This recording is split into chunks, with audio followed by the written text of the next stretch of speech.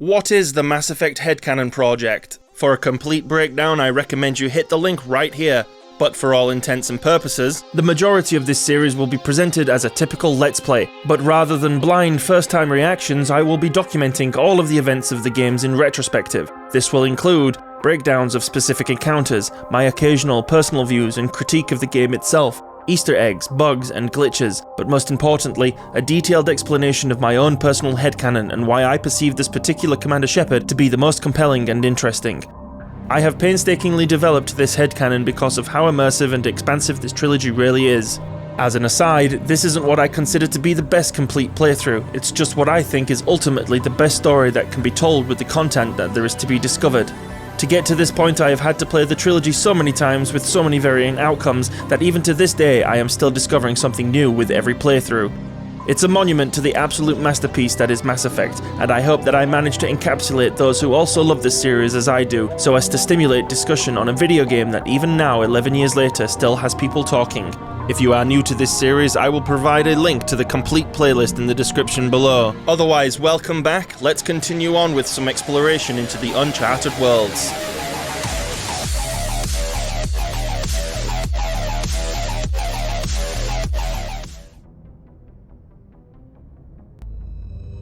Greetings Spacefarers, welcome back. Last time we decided to finish off by helping Admiral Kohoku locate his missing squad. It didn't go so well, it turned out the squad had been wiped out by a Thresher Maw. This is exactly what happened to Shepard on a cruise. From a gameplay perspective, you would go back to the Citadel at this point and let Kohoku know what's happened. But as this discovery has likely hit a nerve with our Commander Shepard, resulting in him undergoing some deep introspection, he has opted to continue on with some other assignments, in hopes that by the time we return to the Citadel, we'll have more than just the one mission to hand in, easing us into the unfortunate task of informing the Admiral. Not all of these assignments actually have any dialogue options, so in place of that I will add some narration and some commentary, and try to incorporate my thoughts on what each mission does, if at all, to impact the story. Our first stop is the planet Sharjila. This is an example of a mission that has no dialogue options. You're going to notice that I mostly bring Rex and Tali along to these missions. This is because as a Vanguard, I don't really have any decryption or hacking skills, and it's the most balanced squad.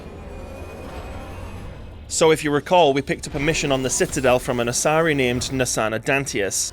Her request was that we track down her sister, who she claims has been kidnapped by slavers. After you've recovered all of the resources on this planet, you can make your way over to this compound, fighting through the supposed slaver forces. It's just your usual rabble of pirates, snipers, and infantry, with a few Krogan sprinkled in. The outer defenses are easily dispatched by the Mykul, and as per usual in all of these encounters, you have to continue on foot and fight the forces inside, which is generally more of a challenge. I recall that one of the major criticisms of Mass Effect was that a lot of the bases that you attack are essentially carbon copies of one another, with maybe 2 or 3 different variations. But I always appreciated that there was a solid in-universe explanation for all of this. That being, most of these facilities we encounter are in fact manufactured at standardized prefabrication factories, most of which are on the Citadel. Sure, it results in the gameplay being repetitive, but from a role-playing perspective, it's top-notch world-building. After clearing out the compound, we head upstairs hoping we're going to find some trace of Nasana's sister. You discover evidence that the Asari leading these slavers and Antaeus, an important ambassador on the Citadel, are sisters? What a twist! You should return to the Presidium and confront Nasana with this. We came to do this mission to put off any reason to go back to the Citadel, and now we have 2. Oh well, back to the ship and onto the next system. But first, what is this bug? It appears to have been caused by that Omnitool hack. The camera maintains its ability to rotate its orientation, but Commander Shepard himself is stuck facing in this one direction. If there are any programmers watching or anyone familiar with the Unreal Engine, can anyone offer any insight as to what's going on here? Anyway, it eventually corrects itself, and Tali and Rex can rest easy knowing that their commander hasn't gone crazy. Next up, we head to the planet Trebon in the Antaeus system. Once again, there's no dialogue to be had on this mission, but there are some interesting developments as far as the overall plot. We first come across this mining camp that's been abandoned. It's deserted. Thanks, Rex. Again, we see examples of prefabricated buildings. These are identical to the ones found on Eden Prime. According to these data logs, the survey team unearthed some kind of alien technology. Could be answers at the excavation site. There very well could be, Rex. Let's head on over there. This is one of the things I really like about Bioware games. KOTOR did a good job of this too. Making your squad mates feel like real people. Now that's easy to do in cutscenes, but having them comment on real-time situations, even going so far as to make suggestions, is an extra touch that helps you remember they are in fact their own characters with motivations, a personality, etc. As we move deeper into the mines, we come across husks for only the second time, giving the player and the character the suspicion that this must be a Geth operation.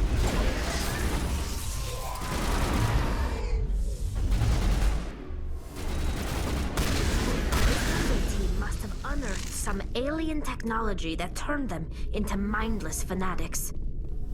Whatever they found, it's long gone now. It's interesting that Tali says this. She doesn't mention the Geth at all. She would be the one to know that the Geth are not directly responsible for the creation of husks. So despite the fact there are zero dialogue interactions on this planet, we will leave with indications that there is more to the husks than we initially thought.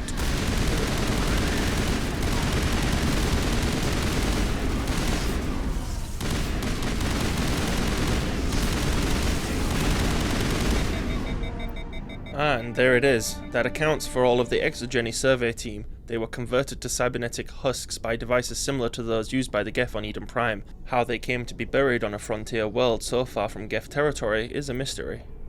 This is our first encounter with exogeny, and their complete blatant disregard for employee safety. Heading back to the ship, we finally get an opportunity for some dialogue. Message coming in. Patching it through. Commander, we've got a situation that requires your expertise. A group of fanatical biotics have kidnapped the chairman of the Parliament Subcommittee on Transhuman Studies. Their freighter sustained damage and is dead in space. Get in there and take them down. How wonderful, this time we don't need an excuse to not go back to the Citadel. Aye aye sir, you can count on me. The Ontario is a Kowloon-class modular conveyor of human design, configured for mixed freight and passenger hauling. It is making a hard burn for the cover of an asteroid cluster. Let's investigate. Mass Effect is science fiction, but what some might often forget is that it also falls under the genre of cosmic horror. These abandoned freighters and the uncharted worlds do an excellent job of conveying the sense that space is a dark and dangerous place, and there is a lot that we don't understand. The sound design specifically stands out quite well when it comes to establishing this fact. I love that little bit of banter there. An unfortunate side effect to this style of playthrough is that missions like this will always result in casualties regardless of how you want to resolve them because of the lack of Paragon and Renegade points. This does fit the mold of a Shepard driven by results, but also by a deep fear of failure. See how it is? You write letters and everyone ignores you. Force is the only thing people appreciate. So how about if I kill Chairman Burns and finish this charade? Please! I was trying to help you people! Okay, my priority here is to save the hostage, but we need to talk them down without patronizing them. Avoiding further bloodshed would also be preferable. A firm response here might get them to think twice. Let's not do anything we're all going to regret. Why not? What have we got to lose? Since the chairman here decided that we didn't get reparations, we've got nothing left to live for. But I've changed my mind! Seeing you all, it's clear that you all deserve... You had your chance. Some L2s are nearly crippled from side effects of the implants, but you voted against reparations. I got them talking and not shooting. That's a step in the right direction. But this time, I mean this. Don't be stupid. If you die fighting, you'll get a lot of biotics killed as well. What do you mean? I have their attention, and I know this is going to seem blunt, but I think I can get them to cave if I make them realize the severity of the situation they're in. I understand their plight, but I don't think they understand that they've become terrorists in fighting for it. You've just made all L2 biotics look like terrorists. Think of what will happen to them. But people need to hear about what the government has done and what it has failed to do. People have already heard. You don't have to kill me to make your point. You're right. I don't want to die. Maybe something will happen this time. We surrender. Thank you, Commander. I thought I was dead when they took me. I'll see to it that the reparations discussion is reopened. I didn't know they were so desperate. That this resulted in us having to kill so many has definitely made the situation more tense than it had to be. That, coupled with the fact that I have an L2 on my crew, gives me more sympathy for them than I do for Chairman Burns, as the Elcor would say, chastising remark. Then you weren't doing your job. The 5th Fleet cruiser will pick you and the prisoners up. Whilst we're in this star cluster, we might as well head on over to the neighbouring system. Anything to avoid speaking with Kohoku, am I right?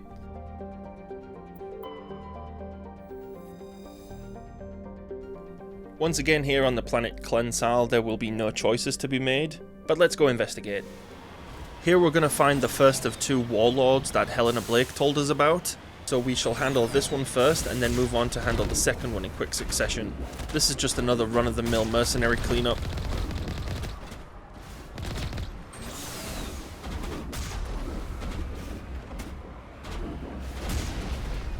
To further the point about prefabs, even the subterranean excavation technology all looks the same.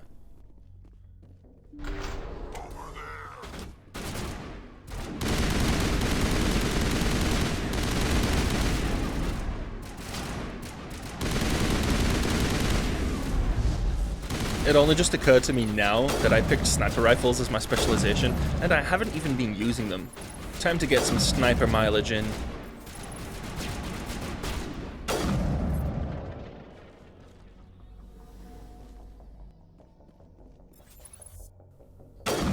Casual or not, I'm pretty impressed with that shot. Come on out, crime boss. I promise I won't kill you. Remember, Sally, when I promised to kill you last? That's what made you did! I lied.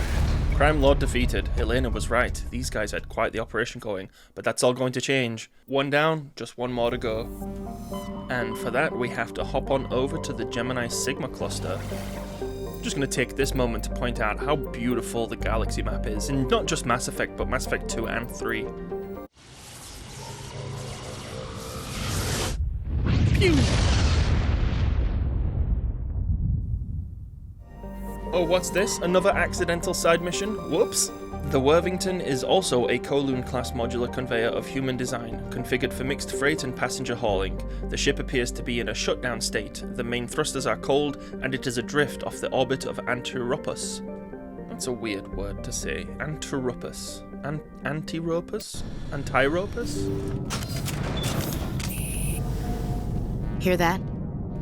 We're not alone. Somebody set that trap. This whole place could be wired. Remember what I said earlier about cosmic horror?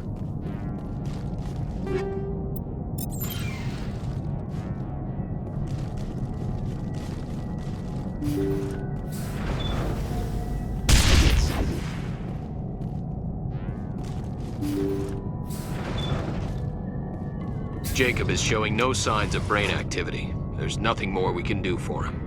He wouldn't want to be kept alive by machines, so we're going to disconnect the life support. Dr. Smith is worried about Julia's reaction, though. She can't seem to let Jacob go. The stress is making her implants flare up, causing intense migraines. It'll probably be easier for everyone if we don't tell her until after we shut the life support down. Give her a chance to... Julia, what are you doing here? Why are you... Voice acting, 10 out of 10.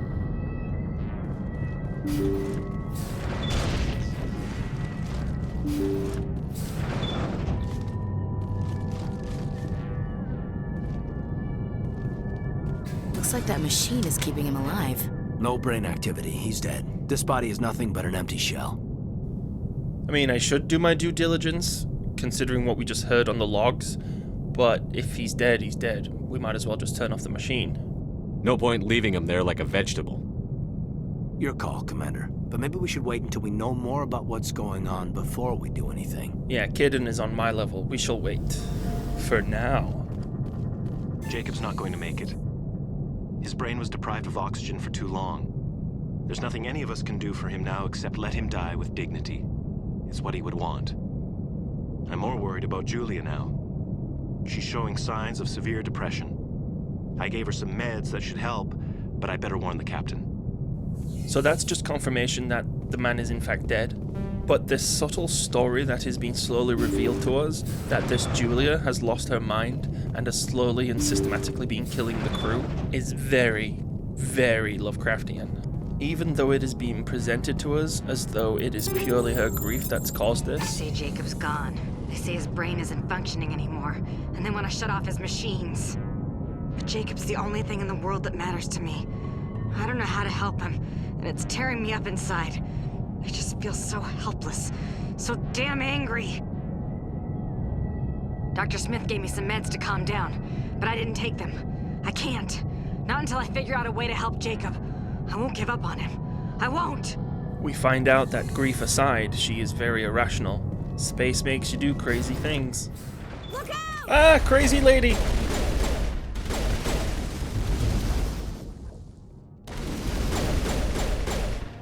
You all saw, she came rushing at us.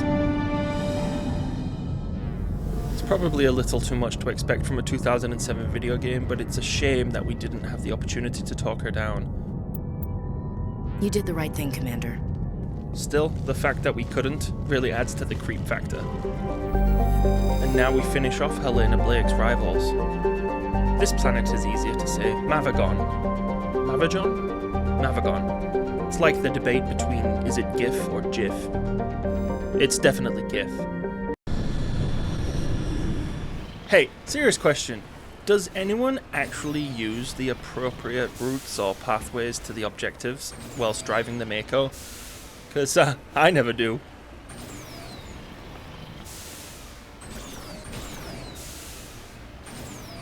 Whee! Thank God for Mass Effect fields. No, seriously, that's the reason that the occupants of the Mako don't turn into mush, right?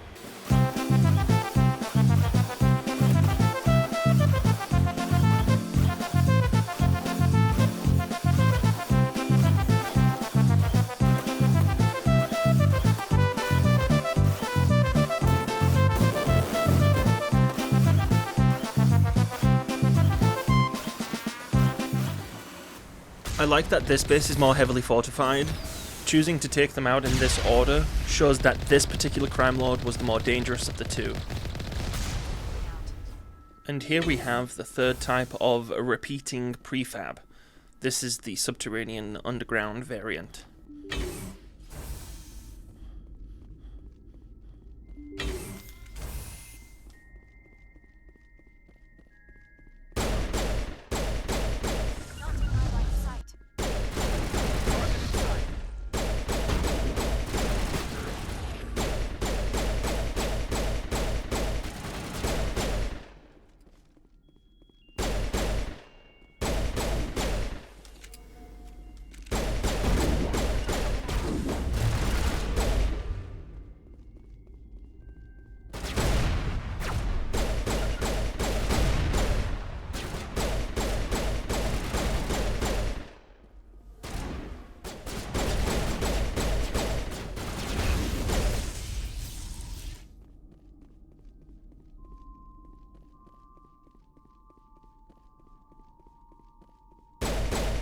Second crime lord defeated, that's both of them. No doubt Helena Blake will be overjoyed to learn that these two scum are no longer a problem.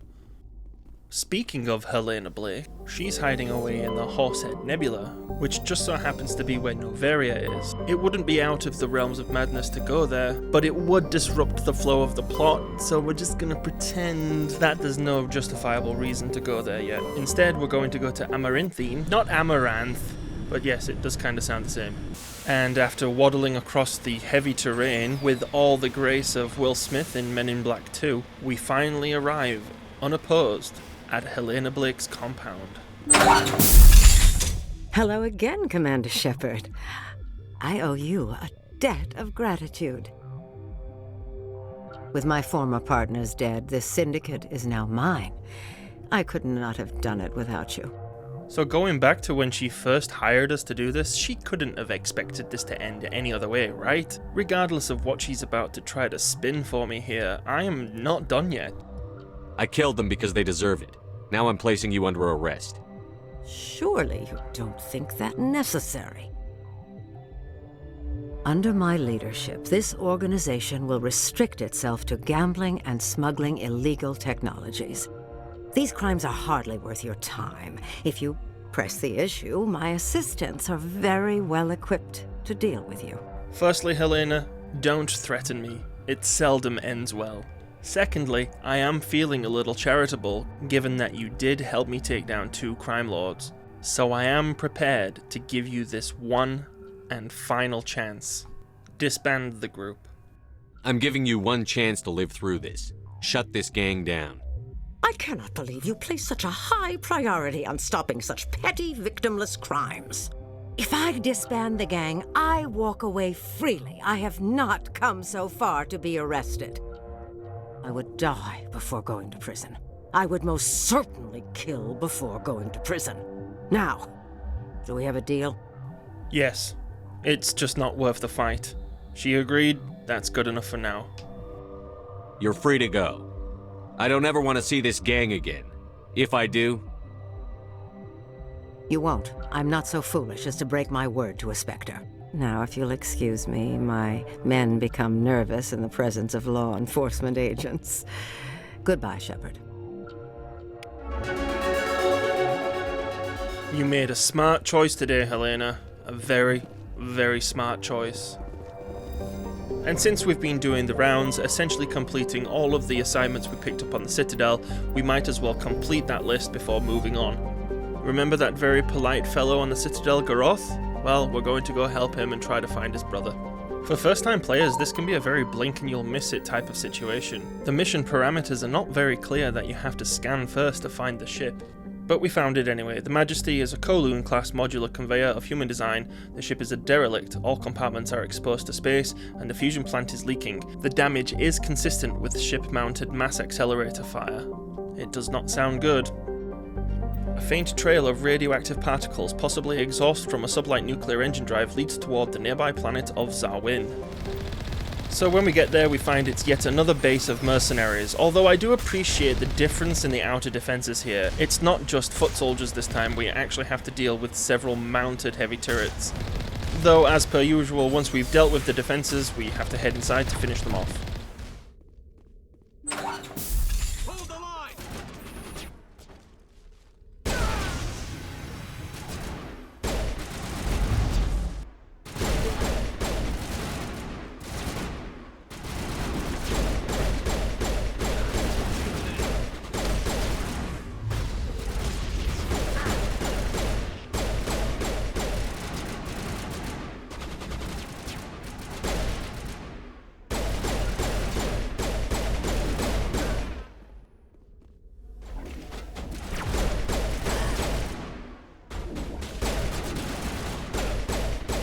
Once we've made short work of the mercs, we head upstairs to unfortunately find out that Captain Willem has in fact perished.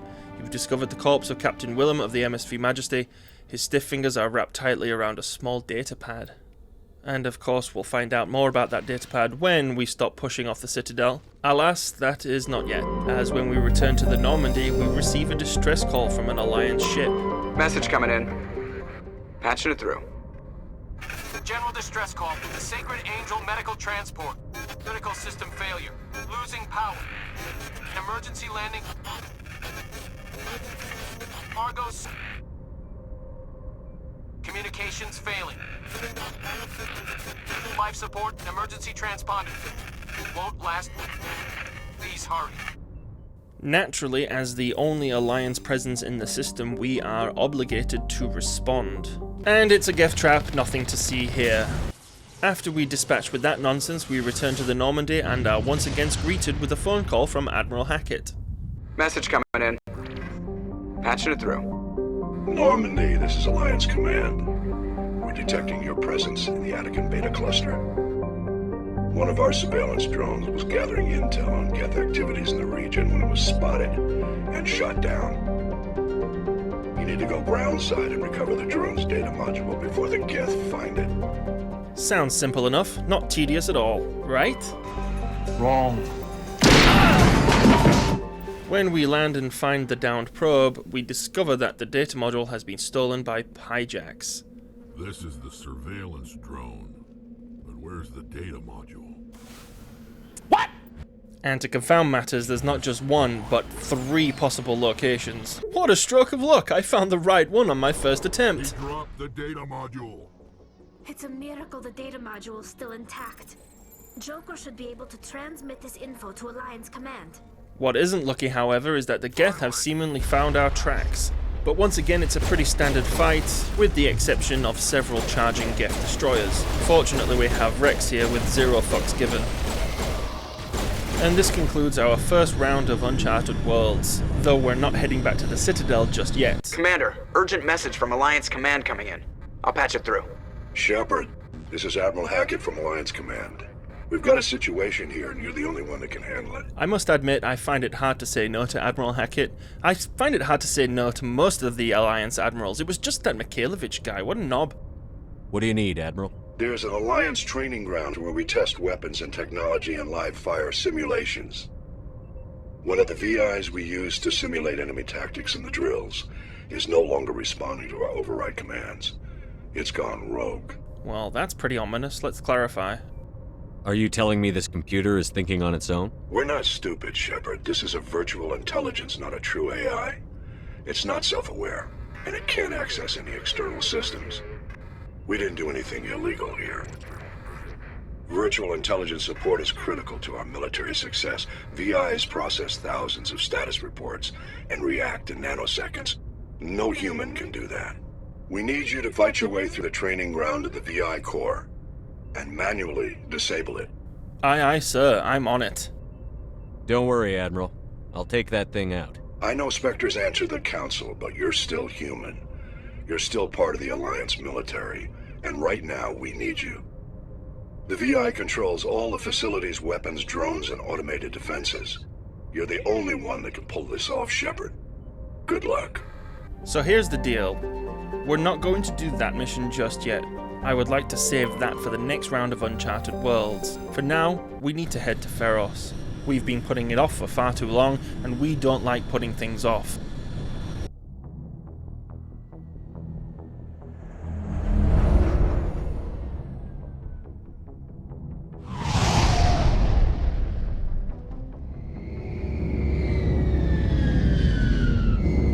Have I said enough how much I love the Normandy? What a majestic ship.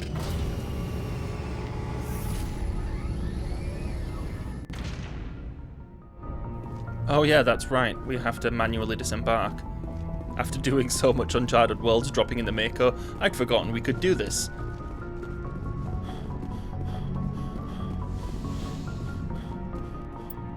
It's got to be the dream team.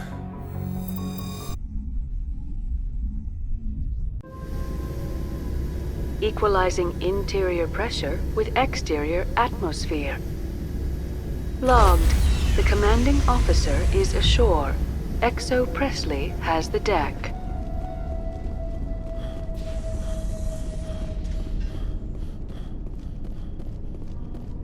We saw your ship. Faidan wants to speak with you immediately. Okay, I don't really care who Faidan is.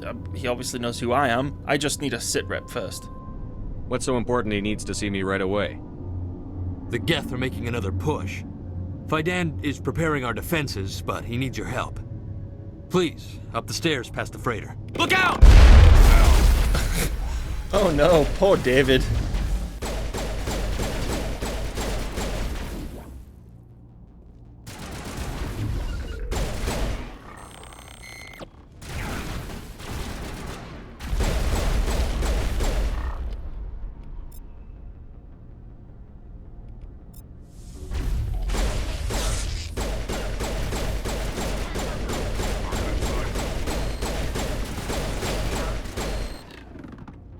It actually took me a couple of playthroughs to realize the dire situation that Zeus Hope was really in. Like, these Geth are actually in the colony. It's a good thing we arrived when we did.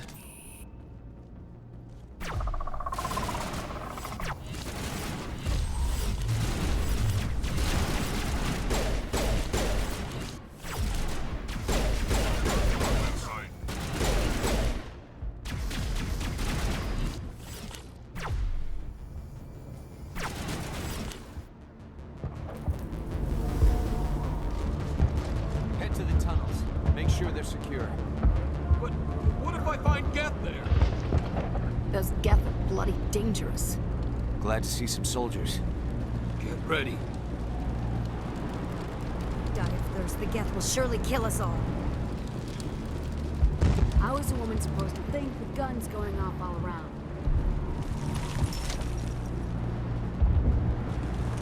I fear the Geth will kill us all.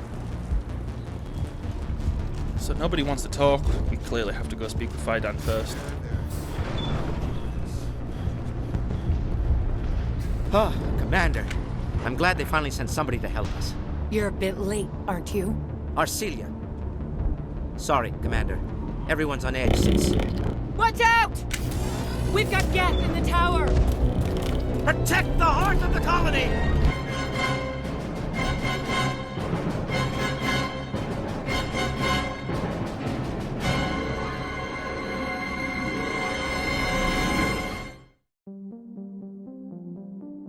Thanks for watching. I decided to end it there, despite this being a shorter episode than usual, as I wanted to make sure we spent an entire episode on Feros. Sorry for the cliffhanger, I just couldn't resist. Moving forward, we will likely have a couple more of these narration-heavy Uncharted Worlds episodes. Let me know in the comments section below if you enjoyed the change in pace. In the meantime, don't forget to like, share and subscribe to the channel if you haven't already, and hit the bell notification icon to be informed of the next episode. Kila Salai, my friends, and until next time, I should go.